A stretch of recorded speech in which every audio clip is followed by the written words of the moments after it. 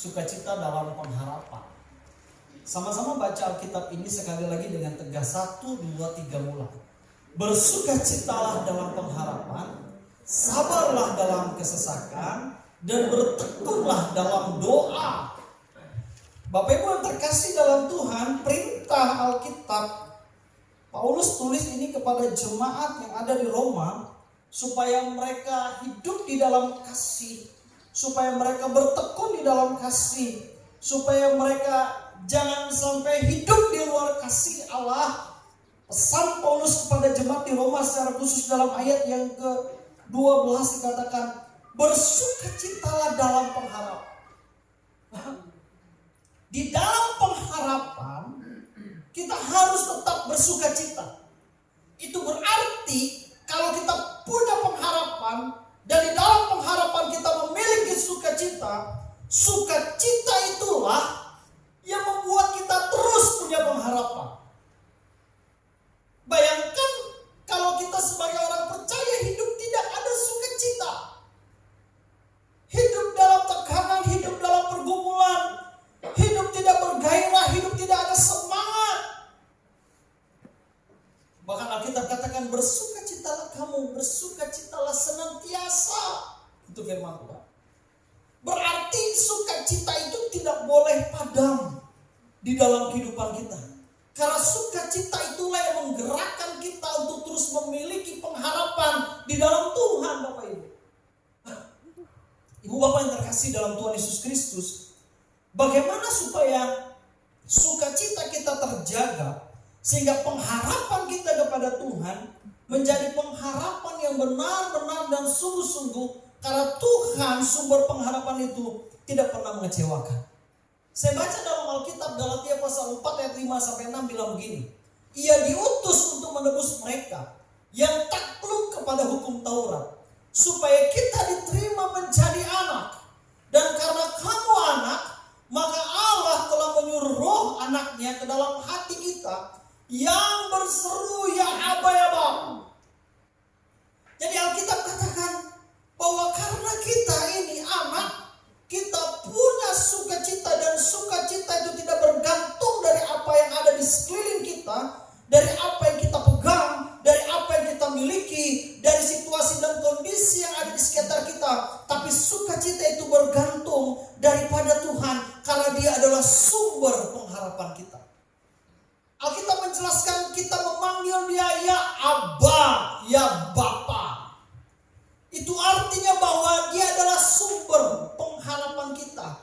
Kita memiliki Bapa yang setia untuk memberikan segalanya kepada kita ketika kita memanggil Dia ya Aba ya Bapa. Ibu Bapak yang terkasih di dalam Tuhan Yesus Kristus, itulah yang menggerakkan kita, memampukan kita untuk terus ada di dalam sukacita bersama dengan Tuhan Sang Pemberi sukacita itu.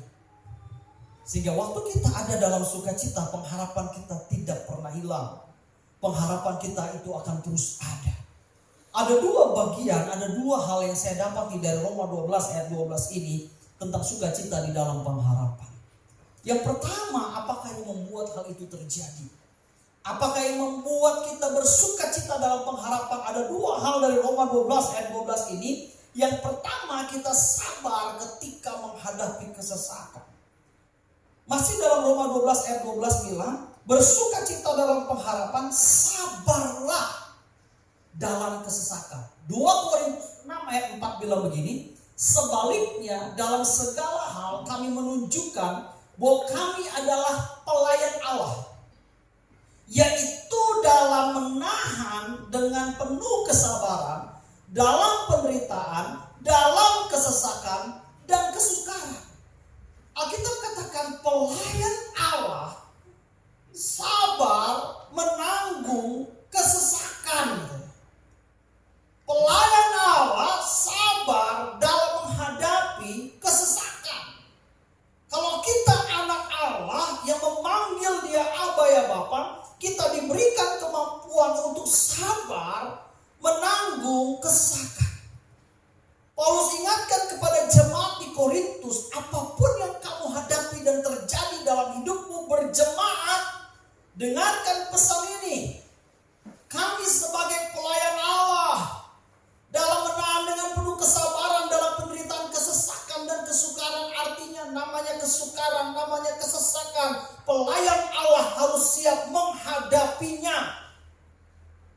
Sehingga waktu dia sabar, maka kesabarannya akan menghasilkan sesuatu yang menyebabkan dia baru mengerti bahwa pengharapan kepada Tuhan memampukan kami untuk sabar menanggung segala kesesakan. Bapak Ibu yang terkasih dalam Tuhan Yesus Kristus, mari kita membuka dalam Yohanes pasal 9 ayat 1 sampai ayat yang ke-10. Yohanes pasal 9 ayat 1 sampai 10. Alkitab cerita tentang orang yang buta sejak lahirnya. Waktu Yesus sedang lewat, ia melihat seorang yang buta sejak lahirnya. Murid-muridnya bertanya kepadanya, "Rabi, siapakah yang berbuat dosa? Orang ini sendiri atau orang tuanya? Sehingga ia dilahirkan buta." Jawab Yesus, "Bukan dia dan bukan juga orang tuanya. Tetapi karena pekerjaan Allah harus dinyatakan di dalam dia. Kita harus mengerjakan pekerjaan dia yang mengutus aku. Selama masih siang akan datang malam, di mana tidak ada seorang pun yang dapat bekerja. Selama aku di dalam dunia, akulah terang dunia."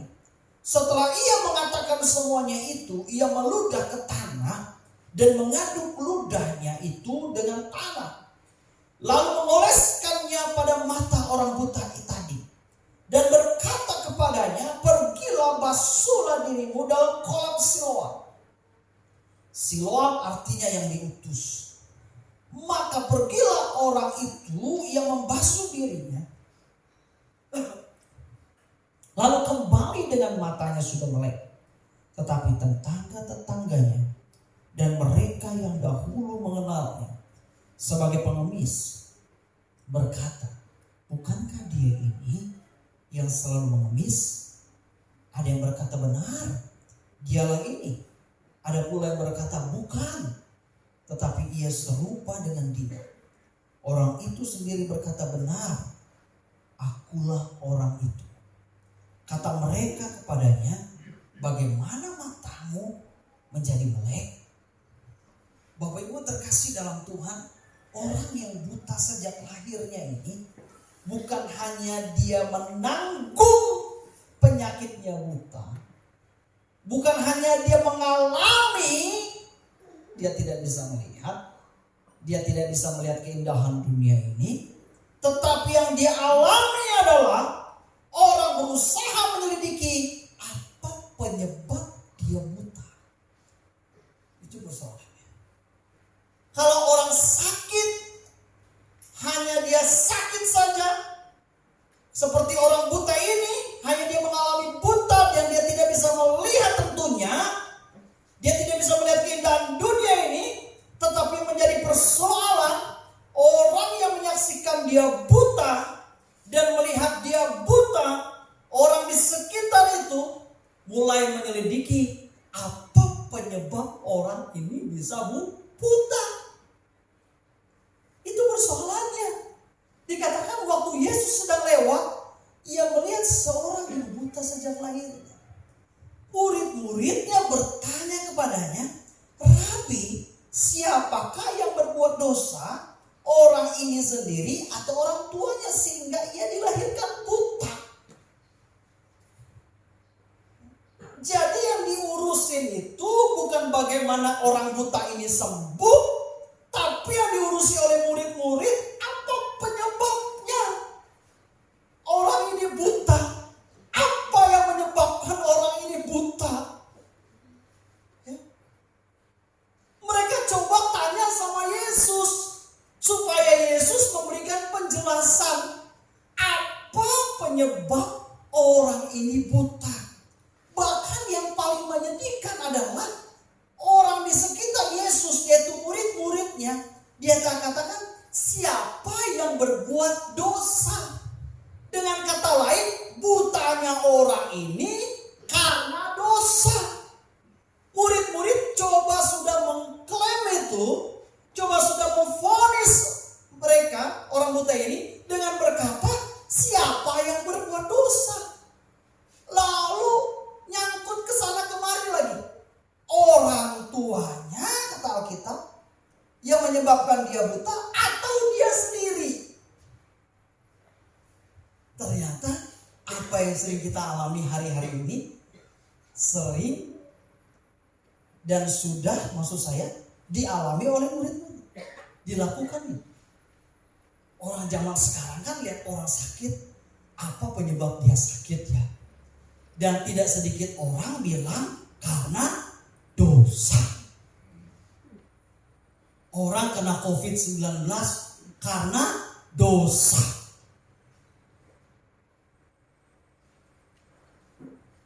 Karena banyak salah. Orang coba memberikan penghakiman, orang coba menghukum sesamanya dengan menilai karena dosa. Jawaban Tuhan Yesus adalah jawaban yang mengejutkan. Jawaban Tuhan Yesus adalah jawaban yang jauh dari pikiran murid-murid. Dan Tuhan Yesus menjawab, bukan dia dan juga bukan orang tuanya, tetapi karena pekerjaan-pekerjaan Allah harus dinyatakan di dalam dia. Dia menanggung kesesakan, tapi orang buta ini tetap sabar sampai pada akhirnya dia berjumpa dengan Yesus. Dan Yesus selesaikan masalahnya dan menyembuhkan butanya sehingga dia bisa melihat. Dan ketika orang banyak melihat, Alkitab bilang dalam ayat 10, ketika mereka melihat orang buta itu sudah melek, ayat 10 kata mereka kepadanya, bagaimana matamu menjadi melek? Saya mau katakan hari ini, kesabaran kita dalam menanggung kesesakan itu diuji dari orang-orang yang ada di sekitar kita, yang coba memvonis dan menghakimi akibat kesesakan, penyebab kesesakan yang kita alami hari ini. Ini masalah yang memang terjadi sampai hari ini. Tetapi Yesus punya urusan dan cara pandang yang berbeda ketika melihat orang buta sejak lahirnya ini. Sehingga saya simpulkan begini. Orang buta ini menjadi alat Tuhan untuk menyatakan kemuliaan Allah. Dalam kesesakan yang saudara alami, bisa saja Tuhan pakai untuk menyatakan kemuliaan. Ulang. Dalam kesesakan yang kita alami, bisa saja Tuhan pakai untuk menyatakan kemuliaan-Nya. Karena ternyata cara pandang Tuhan melihat sebuah kesesakan, melihat sebuah masalah, melihat sebuah persoalan yang kita alami, itu merupakan cara Tuhan untuk menyatakan kemuliaan-Nya kepada setiap kita. Dengan kita menghadapi pandemi ini, Tuhan selalu punya cara. Mungkin ini adalah cara Tuhan. Dan ini merupakan cara Tuhan untuk menyatakan kemuliaan-Nya, untuk membuat kita sebagai orang percaya semakin setia dan selalu ingin berharap kepada Dia, sehingga kita memiliki sukacita di tengah pengharapan kita. Sabar dalam kesesakan. Tuhan punya cara untuk menyatakan kemuliaan-Nya kepada setiap kita, Bapak Ibu. Walaupun kita menghadapi seperti yang orang buta ini hadapi. Orang yang mulai mencari-cari kesalahan dan kelemahan kita. Tetapi kalau kita memahami betul, Tuhan bisa pakai itu untuk menyatakan kemuliaan-Nya. Tuhan bisa pakai kesengsaraan, Tuhan bisa pakai kesesakan kita untuk menyatakan kemuliaan-Nya melalui kita, di dalam kita, lewat kita, sehingga orang melihat kehidupan kita menjadi berkat bagi banyak orang ketika kita sabar di tengah kesesakan ini. Karena Dia pakai itu untuk memuliakan nama-Nya melalui kita, di dalam kita, dan kepada kita.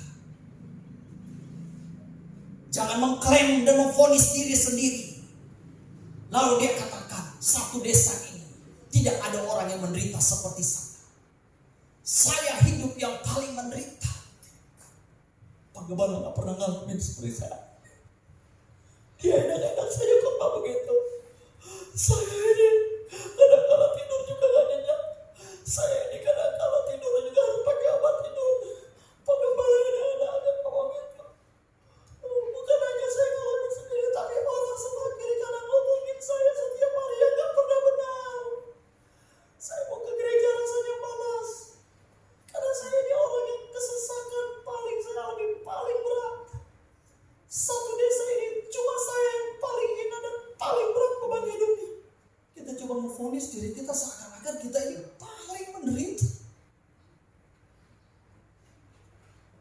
kamu bilang?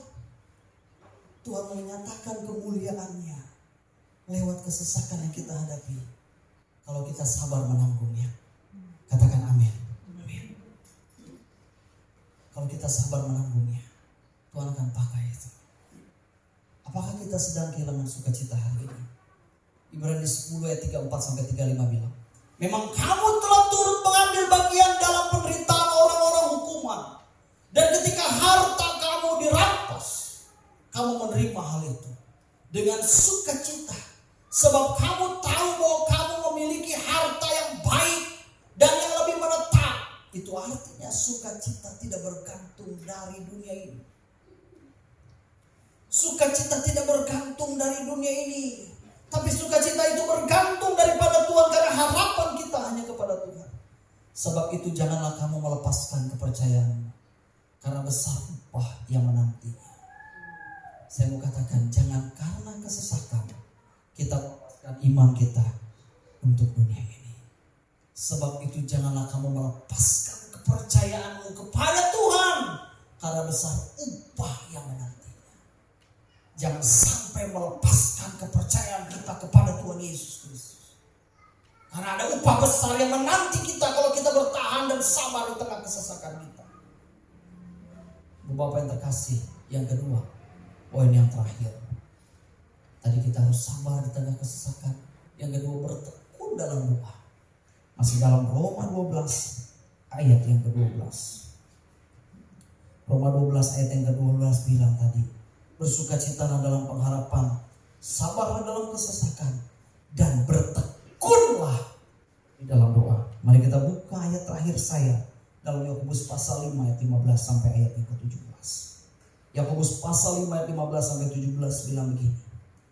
Dan doa orang yang lahir dari iman akan menyelamatkan orang sakit itu, dan Tuhan akan membangunkan dia.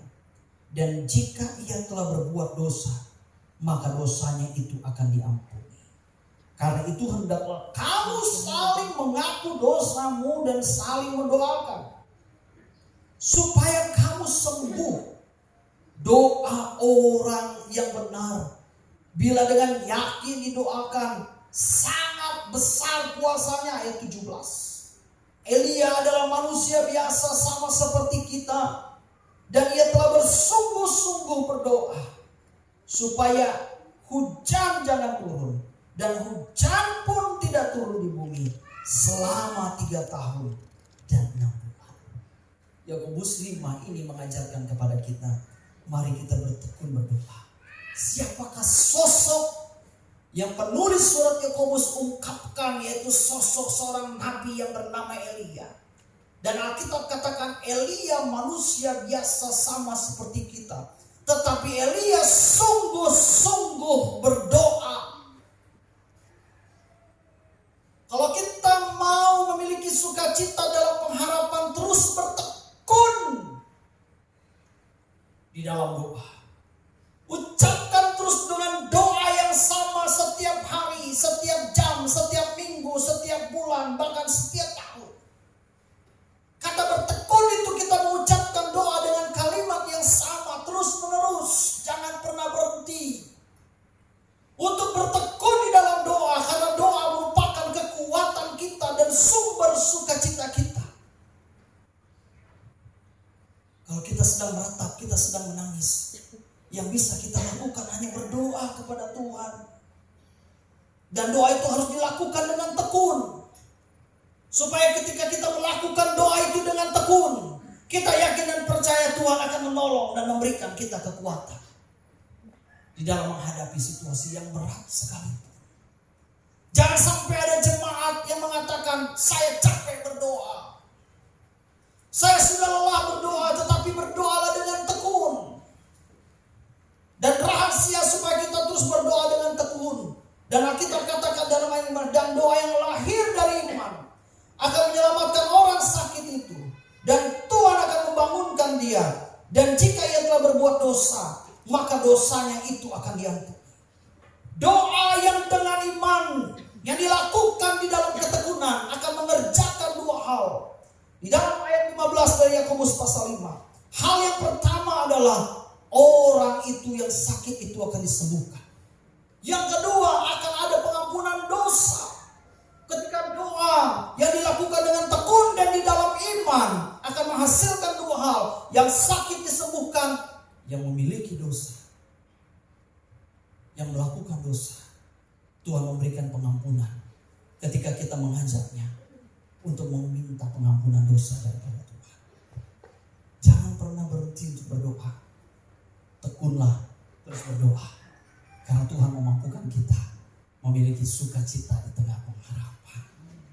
Amin, amin, amin. Bapak Ibu terkasih dalam Tuhan, biarlah 2 poin firman Tuhan ini memberkati kita semua. Kita dibawa untuk terus hidup di dalam janji dan penyertaan